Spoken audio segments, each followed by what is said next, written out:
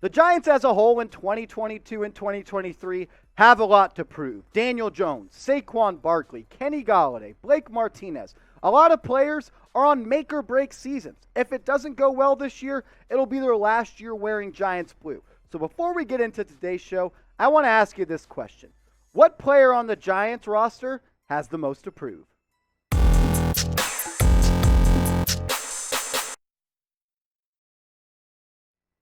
Welcome into New York Giants Now by Chat Sports. I'm your host, Marshall Green. And in today's show, we're going to take a look at 5 make-or-break candidates for the Giants in the 2022 NFL season. 5 guys that point blank have their lives on the line as New York Giants. If they don't play well, this will be their last year wearing Giants blue. And I think you know who we're starting with.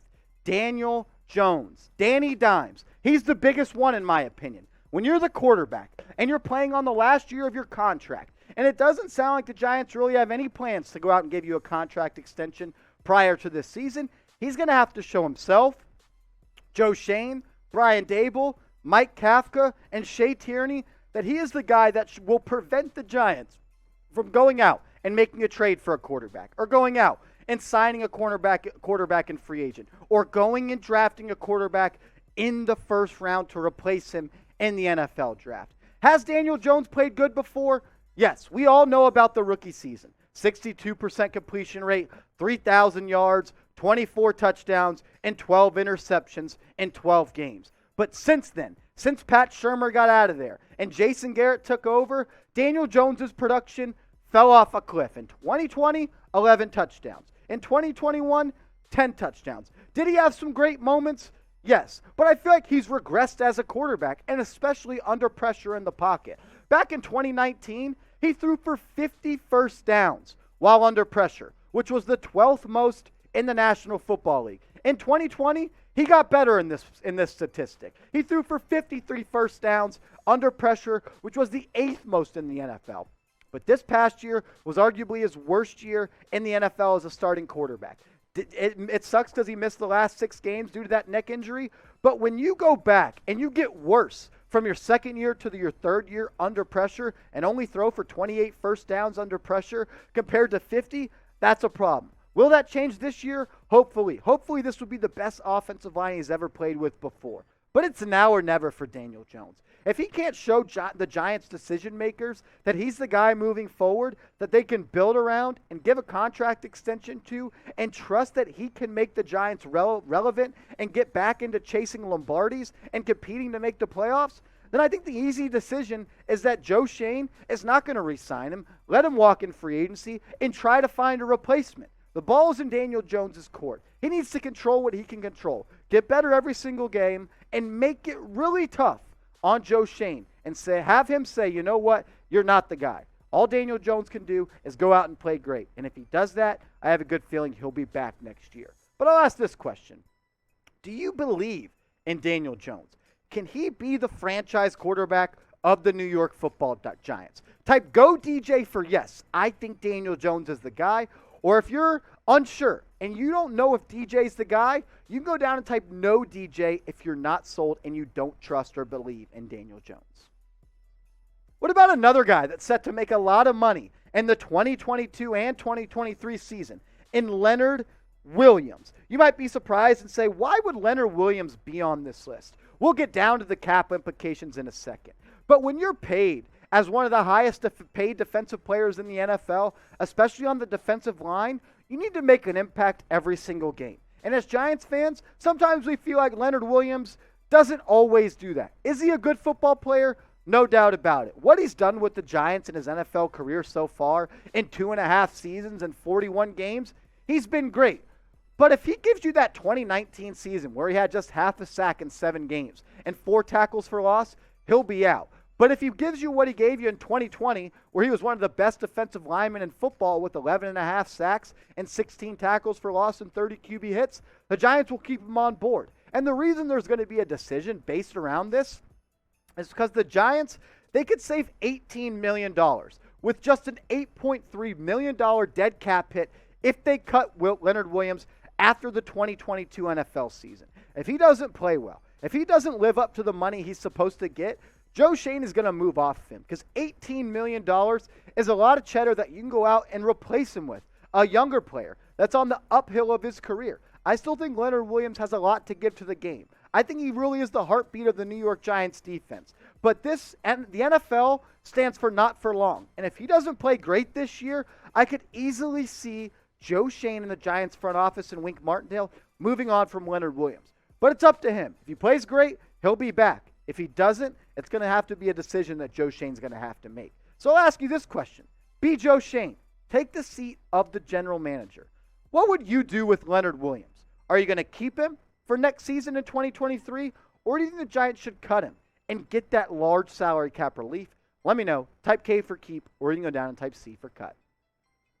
And if you love the New York Football Giants, just go down right now and hit that big red button, because I'm going to say it, we're the best channel on YouTube covering the New York Football Giants. Nobody's doing what we're doing, putting out videos every single day in June and July on the latest news and rumors. We're going live once a week. We offer the best audience interaction. So if you're looking for a YouTube channel to rock out with when it comes to the New York Giants, we're your guys, youtube.com/NYGiantsTV, and we're less than 300 subscribers away. So help us get to 10K. We'll do it for Eli. Go down and hit that big red button right now. What about a playmaker on the offensive end?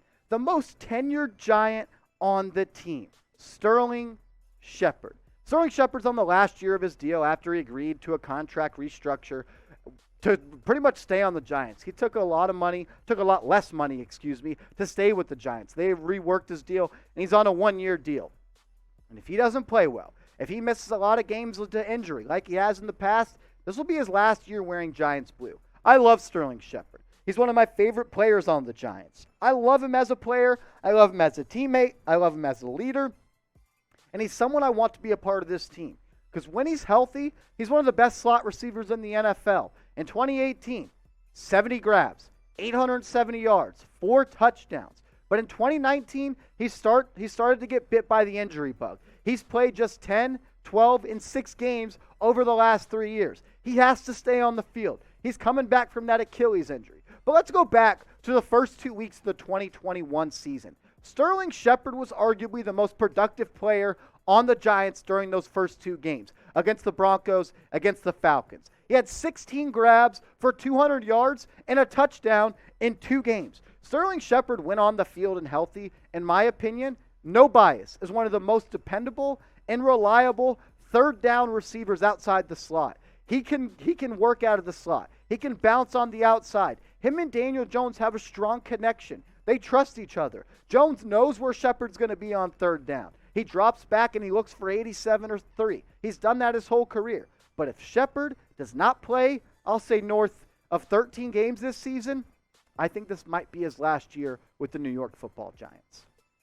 If you haven't yet, follow New York Giants Now by Chat Sports on Rumble, rumble.com/NYGiantsTV. I'll put the link to that in the comments and description of the video. Here at Chat Sports and especially Giants Now, we are growing like crazy. And we are just a couple hundred subs away or followers away on Rumble from 3,000. So join the squad. Give us a follow on Rumble, rumble.com/NYGiantsTV for another way to digest daily New York Giants videos on the latest news and rumors.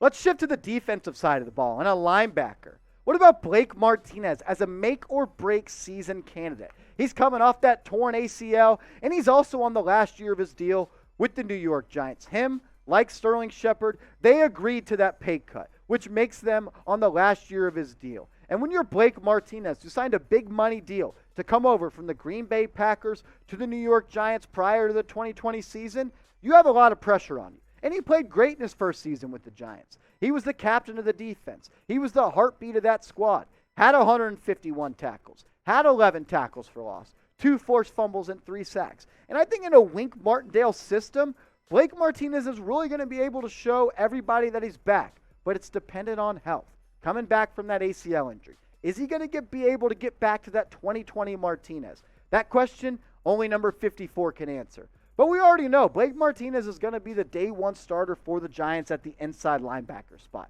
Him and Tay Crowder. Blake Martinez is going to have to But Blake Martinez is going to have to show that he can. I don't know what you're saying. Blake Martinez is going to have to show that he can be the guy that can be depended on. He's going to have to show that he can be back for the Giants in 2023, and they're going to have to re-sign him to a contract if they're going to want to do so. I like Blake Martinez, but who knows if he's going to be able to get back to being that 2020 self, where he was one of the best inside linebackers in the NFL. I want him to be back because I think he's a good football player, but he's going to have to earn it. He wasn't signed by Joe Schoen. And when you're a new GM, you're looking to weed out all the old GM's players, and you're looking to prove to yourself and to him that you can be someone you can be depend on. So let's talk about two guys that had injuries shorten their 2021 season and also had to take reworked contracts to stay on the team. Which one of these guys do you think is going to be back next season, as in 2023, with the New York Football Giants? Type 3 for Sterling Shepard. Type 54 for Blake Martinez. Last one on today's show. What about Kenny Golladay entering year 2 with the Giants after signing that mega deal in free agency where it was like 4 years for $72 million? We know that Golladay did not play good in his first season with the Giants. It was a disaster. He was hurt. He played through injuries. Him and Jason Garrett never got along. We can go back to one of the first games of the season where him and Jason Garrett got into it on the sideline. Him and Daniel Jones never really showed that chemistry and that trust that you want out of your number one wide receiver and quarterback. But I still have hope for Kenny Golladay because I've seen him be one of the best receivers in the NFL. Like in 2019, when he had 11 touchdowns and led the NFL in receiving touchdowns. 1,200 yards, 12 TDs. I would sign up for that in a heartbeat. But this is what it boils down to. Kenny Golladay has a $21.4 million cap hit for the 2023 season, and the Giants can save almost $15 million by cutting Golladay next season, which will leave the Giants with about a $7 million cap hit. So if Golladay struggles and he, battles with injuries again, doesn't get in the end zone, he doesn't look like he can be that number one wide receiver again, the Giants are going to cut him so they can save $15 million. He wasn't signed by Joe Schoen, so he's going to look for every opportunity to get off of that contract. And $15 million is a lot of freaking money. Golladay has to prove he could be a wide receiver one again. Can he be? No doubt about it. But he's going to have to prove it. We didn't see the wide receiver one Kenny Golladay in 2021.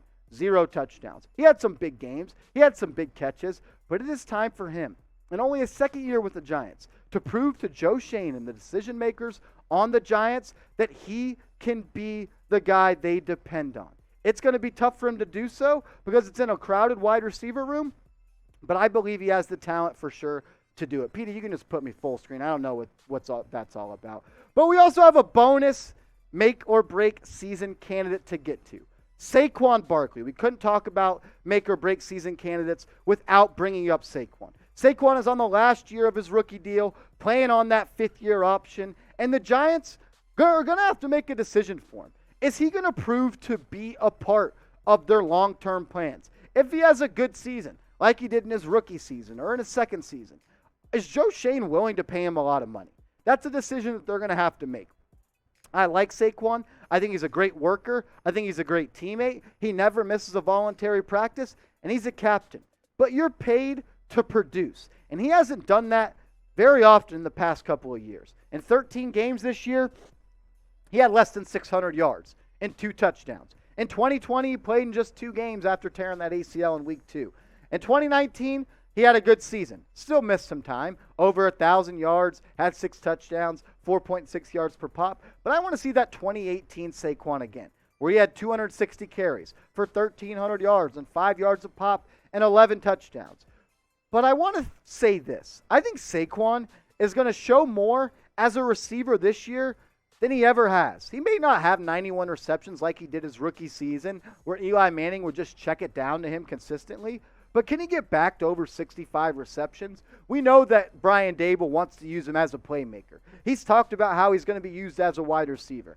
Get back involved in that. He's a playmaker. Just get him the football and let him work. Get him in space and let Saquon Barkley do what Saquon Barkley does. I do want to say this, though. The Saquon Barkley trade rumors that we've talked about a lot on this channel aren't officially dead. And I don't mean dead right now. They're on pause for sure. But when we get back and closer to the 2022 NFL trade deadline, those rumors are going to heat back up Because if Saquon starts the season off strong, and let's say the Giants start 2-5 before the NFL trade deadline, could they look to get off of him and get an asset back if they decide, you know what, Saquon's not a part of our future. We don't want to re-sign him. So then at the NFL trade deadline, I think those rumors will heat back up.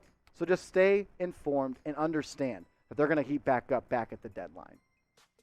To get out of here before we end this segment, I want to ask this question.